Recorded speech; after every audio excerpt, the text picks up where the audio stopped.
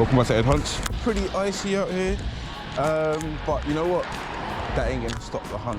Like normally I'll build my bike on such an occasion, and I was actually gonna get the train because I could get the train to my location. However, I got to the train station and the train was cancelled. No surprise there really. And I didn't have my bike with me because obviously, as you can see, you know, it's quite icy. And even though the road actually looks all right, like, it's quite icy. So yeah, we're gonna go to a few charity shops, go CEX, go to Gary's in Grove Park as well. We'll stop off there. And yeah, we'll see what we can find today. And yeah, it just shows you, no matter what the weather, we out, yo, we out.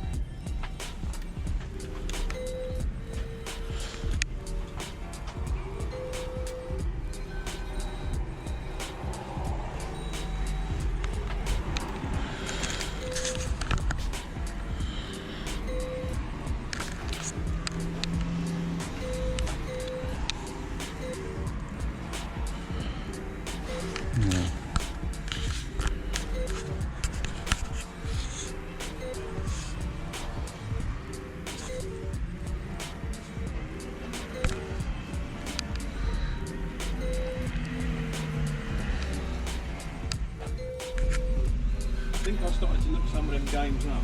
I've put some aside, but for a few more pounds than some of the others. So this is an Atari. Nice. I don't do tapes.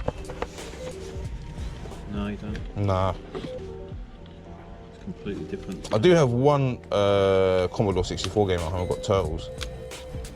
I'll give 15 for the lot. Go on then. Yeah. Get a JPEG. Yeah, boy. And back. So, just got back from hunting at charity shops and video game shop. And yeah, just to show you, the snow will never, ever stop the hunt. And honestly, it has been pretty horrific snow, pretty much all over the UK, parts of Europe, parts of America. Like, we're all getting it, and yeah, it's really bitterly cold. And yeah, the snow is not showing any signs of easing up anytime soon. So we did manage to get a few bits and bobs today.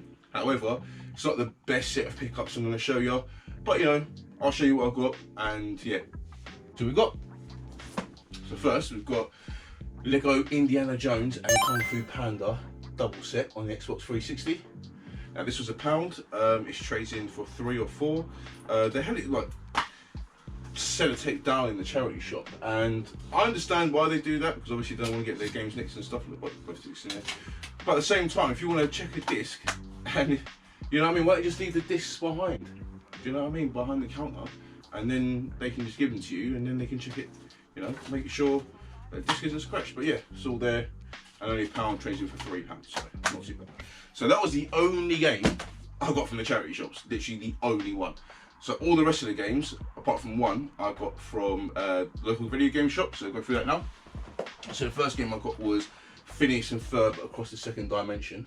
Brilliant! Ferb, I know what we're gonna do today. Make a video game. Now there is one Phineas and Ferb game. I think it's called Quest for something. Quest for Cool Stuff, I think it's called. And that's on the Wii U. Now that game is worth a lot of money. That's worth like over £100. This one is not worth that. This is only worth a couple of quid, but it's complete. It's in very nice condition, and like disc is like absolutely mint. And I actually believe the owner actually got this from a charity shop himself, and then he put it on the shelf. So he probably made like £1 out of it, £1.50 out of it. But for a nice condition Wii game, one that I rarely ever see as well, I was quite happy to pick that up. So yeah, Phineas and Ferb, Second Dimension. Then we got a couple of Super Famicom games with him. They would have seen me do a little deal with him at the end there. There was one other thing there, but that was a Christmas present, so it wasn't really a part of it.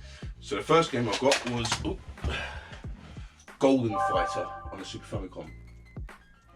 Now this is a game, weirdly, I actually already own. I've already got this boxed. It's not the best fighting simulation for the Super Nintendo, like Street Fighter, Mortal Kombat, yeah. They're all better than this, but this is an okay fighter. It's not too bad. It's got an interesting kind of concept, and yeah, Golden Fighter on Super Famicom. So that was, I think that was £3. And then we've got classic. We've got Final Fight.